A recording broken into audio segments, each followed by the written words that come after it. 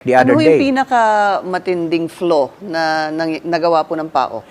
Ako, nakita ko nung nakaraang araw na nagsisisigaw ako.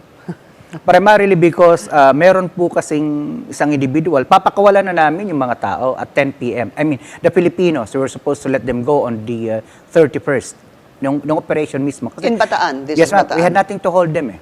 So sabi ko na sa mga Filipinos, okay, you can go, iwan lang po yung mga bosses ninyong foreigners. Unfortunately, yung isang 22-year-old naming staff, lumapit sa akin, sir, binabastos na ako doon. Sabi ko, anong ginagawa sa'yo, sir? Nginangaratan ako, you know, yung dirty finger. Aha. Oh, so pinuntahan ko doon, pinagalitan ko yung mga tao. Sabi ko, you don't do that, we are authority. Sabi ko, tinutulungan na nga namin kayo, ayaw namin kayong kasuhan, bakit yung pa kami babastusin? Tama.